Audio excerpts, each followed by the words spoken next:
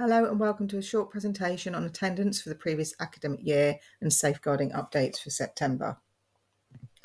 To begin with some contextual information, the data in front of you is from the most recently comparable from 2018 to 19 that is available via the DfE website. You can see that historically, not only are we the highest for absence and persistent absence, we are significantly the highest in number of pupil premium ever 6 students of all the Croydon secondaries. Our most similar school is Oasis Arena, and even there we are almost 9% higher in our pupil premium ever numbers. When looking at these numbers, on average, each percentage of pupil premium ever 6 contributes 0.4% to PA figures in all schools. On this slide, you can see the comparative data from 2020 to 2021. We're still highest for pupil premium ever 6 and have the highest percentages for EHCPs and SEND support. Nationally, these groups have significantly lower attendance.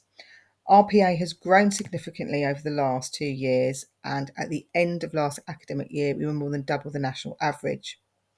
We saw a significant jump in persistent absence in the run-up to Christmas, which coincided with press reports of a further lockdown. We simply did not recover from this point. The table in front of you now shows attendance figures for the previous academic year. Our girls in particular demonstrate less resilience when it comes to attendance, and it is girls in particular who report mental health difficulties and anxiety to attend lessons. You can also see we began to make some marginal gains when we introduced our attendance group approach and strategy. Unfortunately, suspected early holidays had a detrimental effect on July on those attendance figures and the marginal gains we've made there. Our closing data for vulnerable groups demonstrates how nationally low attendance figures are borne out in our data. With our tailored SEND provisions now embedded, we hope to see an improved attendance and a reduction in our PA for our SEND students. Similarly, we plan to relaunch our Breakfast Club and increase awareness of our period products and continue uniform support for our low-income families. Our approach this term, we will continue at our strategic approach of categorisation of attendance using last year's closing data to group students. Our attendance team have increased the number of home visits they're conducting, and we are even collecting students to take them into school, and our local authority partner provisions where they're dual registered. Michelle, our senior attendance officer, has increased the number of parent attendance review meetings with my support where needed. And where attendance does not improve, the attendance plans help to support Jackie, our EWO, in building a case for prosecution. I have met with Mark Malcolm, Croydon's Strategic Lead for Education, Early Help, Attendance and Inclusion. He's provided a sounding board for some of our more difficult cases, fully encourages us taking a hard line for legal action, and has directed professionals in the borough to intervene with families we are finding it difficult to reach.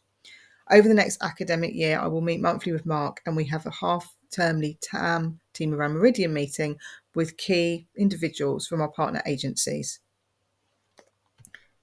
In front of you now, you can see our fixed term suspension data for the previous academic year. Our ethnic demographic percentages are in line with the ethnic demographic of the school, whereas our SEND percentages demonstrate an overrepresentation. Again, with the improved SEND provision, we hope to see a reduction in students engaging in behaviour that results in them having to receive a suspension.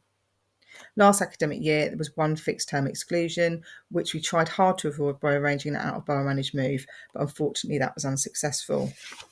And finally, a short safeguarding update. You can see from the figures on the board here, we've had a significant increase with the intake of Year 7 with the amount of students that are now on a child protection plan. As we start the academic year, we are slowly seeing some agency checks come through in the last week, which is not shown in this data, but at the lower end of things are quietened down just because of the point of year we're in.